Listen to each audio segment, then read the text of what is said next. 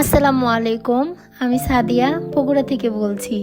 মম Sadia's lifestyle চ্যানেলে আপনাদের আরও একবার স্বাগত জানাচ্ছি।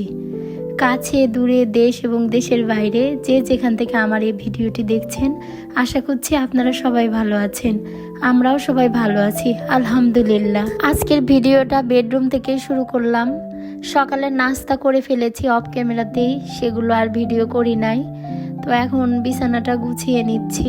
আমার কাছে মনে হয় যদি বিছানাটা গুছানো থাকে তাহলে মনে হয় সংসারের বেশি অর্ধেক কাজ হয়ে যায়।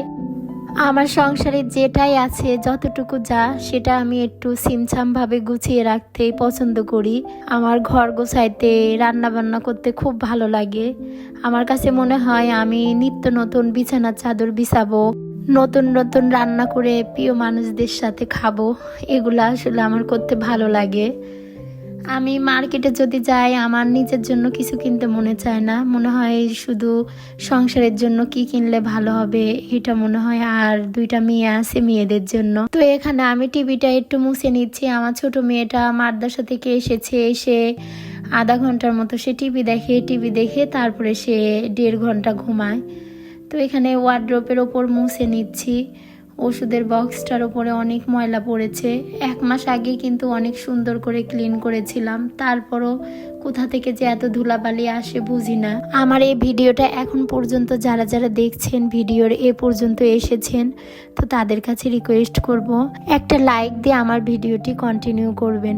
আপনার একটা লাইক আমার এই ভিডিওটি আরও অনেকের কাছে পৌঁছে দিতে সাহায্য করবে। আমার কথাবার্তা কিংবা আমার কোনো কাজ আপনাদের যদি ভালো লাগে তাহলে সেটা কমেন্টে জানাতে পারেন।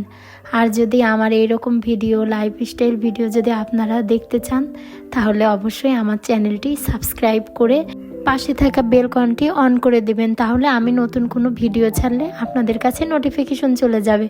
আপনারা আপনাদের সুবিধা মতো যে কোনো সময় আমার এই ভিডিওটা দেখে নিতে পারবেন। আর যারা ফেসবুক থেকে দেখছেন অবশ্যই আমার পেজটি ফলো দিয়ে রাখবেন। মেয়েদের নিত্যদিনের রুটিন এগুলো, ঘর গোছানো, রান্না বান্না করা, সংসার সামলানো, সেগুলোই করছি আর কি। এখানে এগুলো মুছে নিচ্ছি। মুছার পরে অনেকগুলো কাপড় ভিজিয়েছি, সেগুলো ধুবো। সকাল সকাল কাপড় না ধুইলে শুকাইতে চায় না, আর ভিজা কাপড় টানতেও খুব কষ্ট হয়। আমাদের বাসার আবার বারান্দা নাই, কাপড়গুলো 4 তলায় ছাদে যেয়ে শুকাইতে দিতে হয়। তো এই জন্য তাড়াতাড়ি করে নিচ্ছি। আর আজকে দুপুরে কোনো রান্না বান্না করব না। এখন ঘরটা গুছিয়ে রেখে কাপড় ধুইতে যাব। তারপরে কাপড় ধোয়ার পর গোসল, নামাজ কালাম পড়ে বিকেলবেলা রান্না করব। এই ভিডিওগুলো করেছিলাম আমি ভোটের আগের দিন, কিন্তু ভয়েস দিতে পারি নাই। সেই ভয়েস আজকে দিলাম, এডিটিং আজকে করেছি। সবাই রমজানের প্রস্তুতি নিচ্ছে, আমিও নিয়েছি, কিন্তু ভিডিও করেছি, কিন্তু সেগুলো আসলে দিতে পারছি না।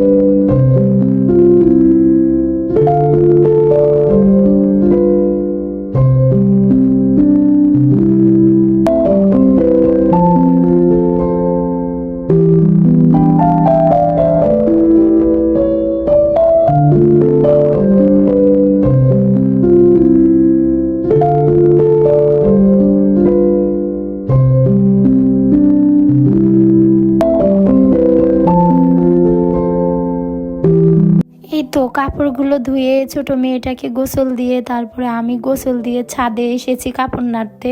আজকে আর মেয়েটা আমার ঘুমায় নাই, তো আমি কাপড় নাড়ছি আর ওকে বলেছি তুমি একটু ভিডিও করবে। তারপরও দেরি হয়ে গেছে। আসলে ভিডিও করতে নিলে কাজের কোনো তাল পাওয়া যায় না, ভিডিও একবার এদিক সেদিক করে দিতে হয়।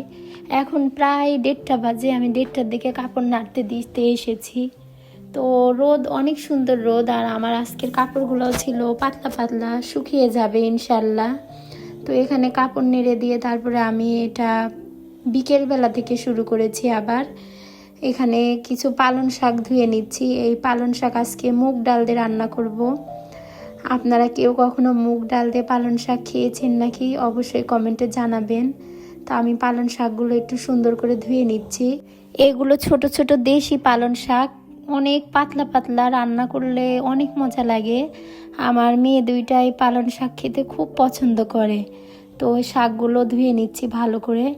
আর এখানে কিছু কুচি করে আলু কেটে নিয়েছি, এটা ট্যাংরা মাছ দিয়ে রান্না করব। তো আলুটা ধুয়ে নিচ্ছি। আমি আগে সব কিছু কেটে নিয়েছি। রান্নার সময় যদি সব কিছু কাটাকাটি আগে থেকে রেডি থাকে, মশলা বাটা রেডি থাকে, তাহলে দুইটা চুলায় রান্না করতে বেশি একটা সময় লাগে না। তো আমি এগুলো অনেক সময় ধরে কেটে নিয়েছি, শুধু এখন শাকটা কেটে নিব। আমি আসলে সত্যি কথা বলতে চাকু দিয়ে খুব একটা কাটতে অভ্যস্ত না। আমি বসে থেকে বটি দিয়ে কাটাকাটি করি। এই কাঁচামরিচ, টুকিটাকি পেঁয়াজ, শাক যদি কুচি করতে হয় তখন এইভাবে চাকু দিয়ে করি। তো এখানে শাকগুলো একটু ছোট ছোট টুকরো করে নিচ্ছি। আমার মেয়ে দুইটা যদি রান্নার সময় শাক ভাজি কিংবা শাকের তরকারি রান্না করার সময় যদি দেখে বড় বড় রয়েছে, তো ওদের হাতের আঙ্গুলের সাথে প্যাঁচ খায়, তখন বলে আজকে কি শাক কেটে নাও নাই, এরকম দড়ির মতো পেঁচাচ্ছে কেন? তো এই জন্য আমি শাকগুলো কেটে নিচ্ছি। তো এখানে সব কিছু রেডি করা হয়ে গেছে। এখন একটু মুগ ডাল আমি ভেজে নিব। এইভাবে মুগ ডালের সাথে পালং শাক দিয়ে একটু ঘন্টর মতো রান্না করলে খেতে বেশ দারুণ লাগে। ভাতের সাথে, রুটি, পরোটা সব কিছুর সাথে খেতে অনেক মজা লাগে। ডালটা আমার ভাজা হয়ে গেছে, একটু পোড়া পোড়া হতে নিছিল, কিন্তু বেশি পুড়ে নাই। তো এখন এই ডালের মধ্যে একটু পানি দিয়ে রাখতেছি, একটু ভিজে নিক, তারপরে আমি ধুয়ে ফেলবো। এখানে পাতিলে একটু তেল দিয়ে দিলাম, তেলের মধ্যে 2টা শুকনো মরিচ দিয়ে দিচ্ছি। আর শাক যেভাবে আমি রান্না করি তার মধ্যে রসুন দেই। তো এখানে 7টা-8টা কোয়া রসুন দিলাম, দিয়ে তারপরে পেঁয়াজ দিলাম। পেঁয়াজ দিয়ে এখন এটা একটু নরম নরম করে নিব। এর মধ্যে একটু লবণও দিয়েছি। পেঁয়াজটা নরম হয়ে আসলে এ পর্যায়ে আমি ডালগুলো দিয়ে দিলাম। এই ডালটা দিয়ে একটু নাড়াচাড়া করে এর মধ্যে সামান্য একটু আদা রসুন বাটা, তারপরে জিরে বাটা, হলুদ, এগুলো দিয়ে আমি এটা কষিয়ে নিব। আসলে রান্না তো আমরা সবাই কম বেশি সবাই পারি, কিন্তু এক একজনের রান্নার ধরন এক এক রকম, কারো রান্নার সাথে কারো রান্না মিলে না। তো এইভাবে পালং শাক মুগ ডাল দিয়ে যারা কখনো খান নাই, তো একবার ট্রাই করে দেখতে পারেন, আশা করছি ভালো লাগবে। তো এখানে ডালটা হয়ে গেছে, মানে কষানো হয়ে গেছে। এখন এর মধ্যে পরিমাণ মতো পানি দিয়ে নিচ্ছি। পানি দিয়ে তারপরে এর মধ্যে আমি কিছু কাঁচামরিচ দিয়ে নিব। শুরুতে শুধু শুকনা মরিচ দিয়েছিলাম, এখন কাঁচামরিচ দিয়ে আমি ডালটা ঢেকে দিচ্ছি।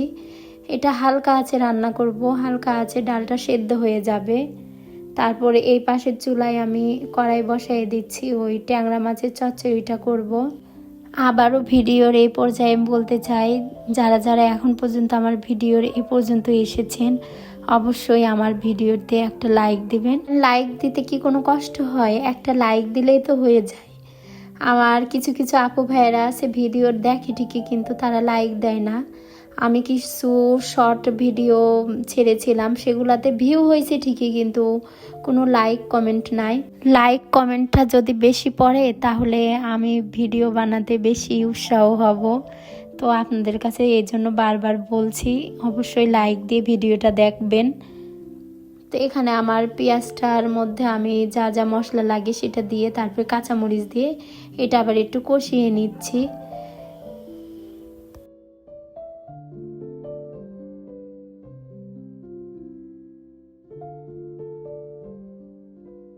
এপাশের চুলায় দেখি ডালটা আমার হয়ে আসছে। তো এখন এর মধ্যে একটু নাড়াচাড়া করে নিয়ে আমি এখন শাকগুলো দিয়ে দিব। তো শাক দিতে নিয়ে দেখি আমার পাতিলটা একটু ছোট হয়ে গেছে। তো আর চেঞ্জ করলাম না, ভাবলাম যে শাকগুলো যখন একটু কমে যাবে তখন ঠিক হয়ে যাবে। তো শাকের মধ্যে একটু লবণ দিয়ে আবার ঢাকনা দিয়ে ঢেকে দিলাম। এই পাশেরটায় দেখি মশলা কষানো হয়ে গেছে। তো প্রথমে ট্যাংরা মাছগুলো দিয়ে দিলাম। ট্যাংরা মাছ একটু কষিয়ে নিয়ে এর মধ্যে এখন আমি কুচিয়ে রাখা আলুগুলা দিয়ে দিব। আমার বাসায় আলুটা খুব পছন্দ করে সবাই, আমার মাসে অনেক আলু লাগে। কোনো সবজি খায় আর না খায়, আমার আলুটা বেশি লাগে। আমার মেয়েদেরকে যদি আমি একটু আলু ভেজে দেই তাহলে ওরা খুব খুশি। মানে আলুর যে কোনো রেসিপি ওরা খুব বেশি পছন্দ করে, মেয়েদের বাবাও খুব পছন্দ করে আলু। তো এখানে একটু পরিমাণ মতো পানি দিয়ে তারপরে চারপাশে ঠিকঠাক করে দিয়ে এখন আমি সামান্য একটু আবার লবণ দিয়ে দিব, দিয়ে তারপরে ঢেকে দিব। তো এখানে ঠিকঠাক করে দিয়েছি, এখন এটা ঢেকে দিচ্ছি। দেখে মিডিয়াম আছে আমি এটা রান্না করব। আর এই তো তরকারি রান্নার সময় যে বাসনগুলো হয়েছিল ওগুলো আমি হাতের সাথে ধুয়ে নিচ্ছি। আসলে কাজ যদি জমিয়ে রাখি তাহলে তো জমিয়ে রাখাই যায়, কিন্তু সেগুলো পরে করতে আলসেমি লাগে। এই জন্য রান্না বসিয়ে তারপরে টুকিটাকি যে যে কাজগুলো আছে সেগুলো করে নেই, তাহলে আর কাজ জমে থাকে না আর করতেও কষ্ট হয় না। তো এখানে থালা বাসনগুলো ধুয়ে নিচ্ছি। বিকেল বেলা থেকে রান্নার কাজ শুরু করেছিলাম, এখন সন্ধ্যা পার হয়ে গেছে, মাগরিবের আজানও দিয়ে দিচ্ছে। তো আমি এই থালা বাসনগুলো ধুয়ে পাশে রাইস কুকারে ভাত উঠিয়ে দিয়েছি, ভাতটাও আমার হয়ে গেছে। এখন তরকারিগুলো হয়ে গেলে আমার আজকের মতো রান্না বান্না মানে ভারী যে কাজগুলো সেই কাজগুলো শেষ হয়ে যাবে। তো এখানে থালা বাসনগুলো ধোয়া শেষ। তো আমার মাছের চচ্চড়িটাও এটা রাঁধুনি পাতা। রাঁধুনি পাতা আপনারা কে কে চেনেন অবশ্যই জানাবেন। এই রাঁধুনি পাতাটা আমি অনেক বছর পর খাচ্ছি, প্রায় 15-16 বছর পর। আমার কাছে বেশ ভালোই লাগে। তো এখানে তো ডাল আর পালং শাকের তরকারিটা আমার হয়ে গেছে। এই দেখেন দেখতে কত সুন্দর লাগছে না, খেতেও অনেক মজা হয়েছিল। আর এই পাশে হচ্ছে ট্যাংরা মাছের চচ্চড়ি, আর এখানে গরুর মাংস দিয়ে আলু ঘাটি। উত্তরবঙ্গের যারা তারা অবশ্যই চিনে থাকবেন। তো আমার এই ভিডিওটা আজকের মতো এই পর্যন্তই, আবারও দেখা হবে নতুন কোনো ভিডিও নিয়ে। এই পর্যন্ত সবাই ভালো থাকবেন, সুস্থ থাকবেন, আমাদের জন্য দোয়া করবেন। আল্লাহ হাফেজ, আসসালামু আলাইকুম।